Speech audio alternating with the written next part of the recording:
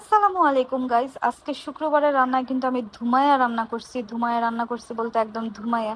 প্রথমে হচ্ছে আমার শাশুড়ির খেতে মন চেয়েছিল পাট শাক, আমার শ্বশুর এনে এগুলা কুটে বেছে দিয়েছে। তারপরে আমি ধুয়ে টুয়ে পাট শাক দিয়ে ডাল দিয়ে রান্না করেছি জীবনে প্রথমবার। প্রথমবার গাইজ আমি পাট শাক দিয়ে ডাল দিয়ে রান্না করেছি, তবে খুব মজা হয়েছে। শাশুড়ি খুব প্রশংসা করেছে যে খুব মজা হয়েছে। যাই হোক, আলহামদুলিল্লাহ আলহামদুলিল্লাহ। আর এই যে দেখো, মানে যেমনে পেরেছি নিজের অভিজ্ঞতা থেকে রান্না করেছি। আসলে রান্না একটা কি বলে এটারে, আর্ট হইতে পারে। আর্টের থেকেও বড় কিছু। তুমি যেমনে একটু মনে করবা যে মজা করে রান্ধবো, অমনি রান্না মজা হয়ে যায়। মাশাল্লাহ মাশাল্লাহ। আর পাট শাক রান্নার পরে আমি রান্না করেছিলাম হাতে মাখা গরুর মাংস দিয়ে আলুর ঝোল। এটা তো প্রত্যেক শুক্রবারে ম্যান্ডেটরি থাকেই। আলহামদুলিল্লাহ আলহামদুলিল্লাহ। আর আজকে একদম এক কড়াই ঝোল দিয়ে রান্না করেছিলাম গরুর মাংস আলু দিয়ে। মাশাল্লাহ মজা হয়েছে একদম।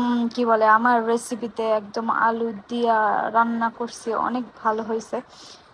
যাই হোক, কার রান্নায় আজকে কি কি ছিল, শুক্রবারের আয়োজনে কে কি করলা কমেন্টস করো। আর এই যে দেখো, আমার রান্না কিন্তু প্রায় শেষের দিকে। তারপরে আমি রান্না করেছিলাম আমার স্পেশাল স্পেশাল পোলাও।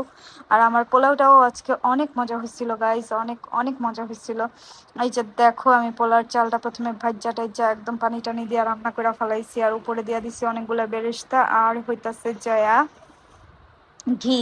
তারপরে রান্না করছিলাম রোস্ট। আজকে রোস্ট রান্নাও ছাড়ি নাই, সবই রান্না করছি আলহামদুলিল্লাহ আলহামদুলিল্লাহ। আর রোস্টের মশলাটা একদম কষায় মশায় রান্না শেষ হয়ে গেছে।